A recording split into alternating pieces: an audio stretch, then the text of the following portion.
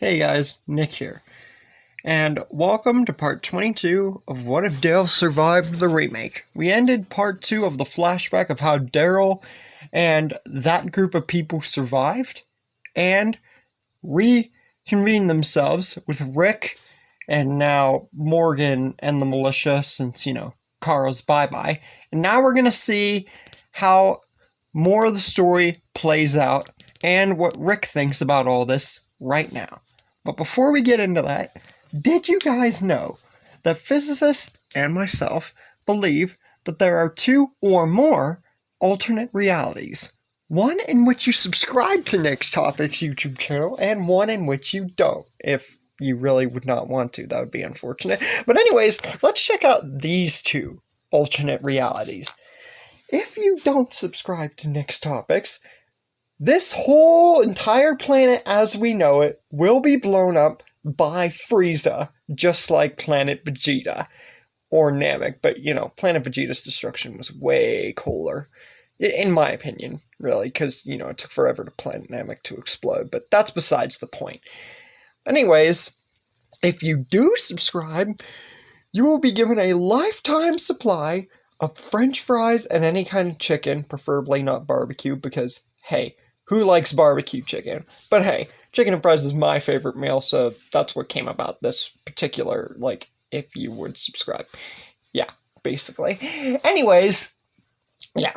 If I were a betting man, I'd choose having my absolute favorite meal over this entire planet getting destroyed by a gigantic supernova. So I definitely hit that subscribe button if you want a very delicious meal. Well, it's delicious in my opinion, but agree to disagree.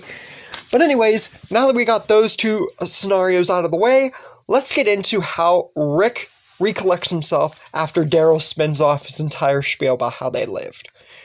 Rick goes in for Daryl for a hug, hearing this backstory, and sad that if they didn't know that Dale was dead, but knowing that Michonne was dead, for all he knows, they both could be dead, because I've literally hinted that Dale might be alive way too many times, but like I said, had to happen.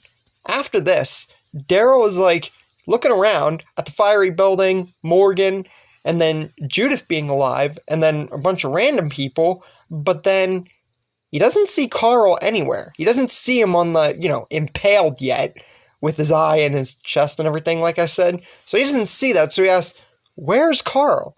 And hoping to God that he did not die in the flames, or before that. But Rick would then spiel off his side of his story, and everything that happened to him in great detail. But soon enough, he begins to break down, utterly sobbing. And then, when he gets to the end of his backstory, he points in utter anger and sadness with tears streaming down his face, and then points over directly in front, basically straight behind them, to a large pole, one of Morgan's traps, and there lies the dead Carl, with his eye and his chest impaled, and him looking very, very dead. And I feel that he would have reanimated as a walker, or Rick or Morgan would have stabbed him in the head and tried to get him out, but that's a tall order for how he was impaled and everything. Anyways, this time Daryl would go into Rick for a hug because he cannot imagine what Rick's going through right now. He would think at least he has his daughter and his friend, and they're all back now, but losing his kid after he just lost his wife, he can't imagine how Rick feels. And then Morgan, after all this, would bring up Terminus once again, mainly towards Daryl and those people who just showed up and everything. But then he would once again bring it up to Rick and everything, and saying that now we got more survivors and people. That pretty much guarantees that they can go past Terminus and try and see where Bob and everybody else is. Rick thinks about this for a sec, actually collecting himself and thinking about his answer this time, rather than ultimately wanting to leave and shrug it off, because he was about to leave before Daryl and them showed up. Now he agrees to actually stay now that there's more survivors. He's collected himself for the most part. So ultimately, he agrees, yeah, we should go find them. But before they do that, Morgan says that, speaking of survivors, he tells Daryl and everybody else there that he had gone to Woodbury and tried to look for survivors and been all over the place. That's how he knew about Terminus and survivors besides them, and got all their weapons, which he should return now. He gives Daryl back his crossbow. He gives Tyrese back his hammer, so he's giving everyone back their weapons now since they lived. Might as well.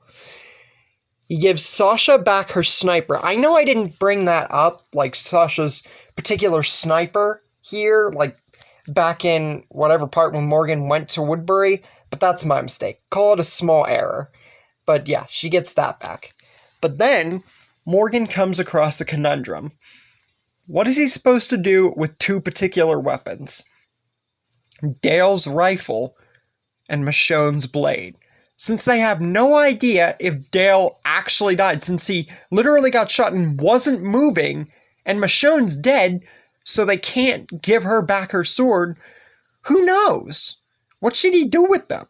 And Glenn ultimately steps up after a few minutes of everyone thinking about what to do, and says that he will take Dale's rifle in order to honor him. Because Glenn, if not, like, he was the one person besides Rick who looked up to him, mainly, out of everyone in the group. So he feels that he should have it.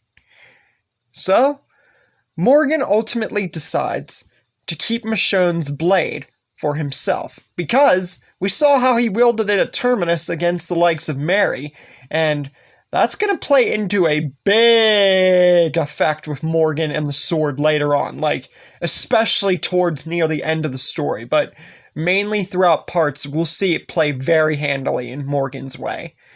After that, Morgan specifically states the survivors of who they are, besides already mentioning Bob's name, and that there, of course, did happen to be, people that died before they even reached Terminus and met those other strangers, and before he met the one called Eastman. Sasha even recognizes that Morgan said Bob, and is like, nah, we gotta go. No matter if anyone would disagree or not, they gotta go now. Because they had started to get into a small relationship. Not a huge one, but enough. So, Rick ultimately decides that since they saved like 25 to 30% of their weapons, they don't have too much else to get. And now that Rick's collected himself at least a tad bit more to stay with the group and lead them to a degree, now they are more than capable, or he at least is more than capable, of wanting to go past Terminus and see what's going on. But before they go, Tyrese realizes something.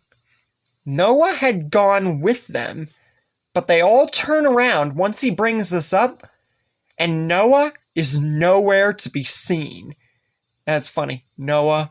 I don't know. That's a small little joke there. I just realized. But anyways, they all turn around once Tyrese brings this up, and Noah is nowhere to be seen. And he was right behind him, so he couldn't understand what happened to him.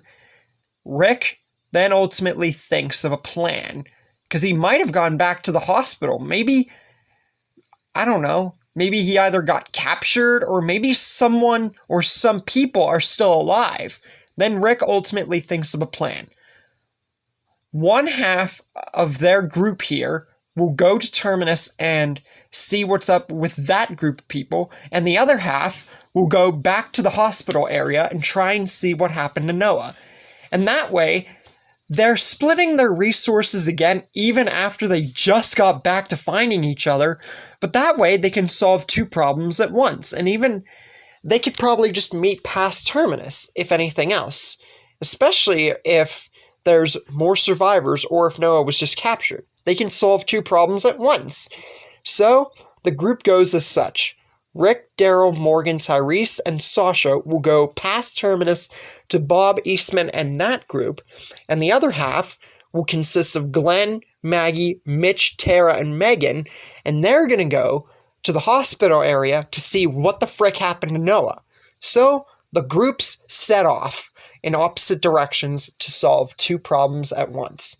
Now, about past the cabin where Morgan left Abraham and everybody else, what happened to them? Did they stay, or did they leave after not being able to see Morgan or hear from him in a good while?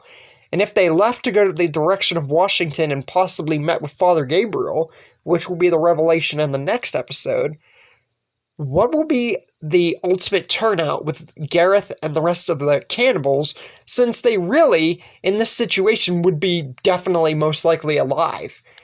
And what will ultimately happen on both parties with the group splitting up to deal with two problems? Will it end with it being solved, or has more than one problem been created in this serious plot twist? And that's where we leave things for the moment. Hope you guys liked this episode. Kind of shorter, yet not really much shorter than most of my other episodes. I mean, I had a few 9-minuters at the beginning of the series, and then a 9-minuter a few episodes ago. So this one isn't too short, all things considered. But I hope you guys enjoyed, and I'll see you guys next time.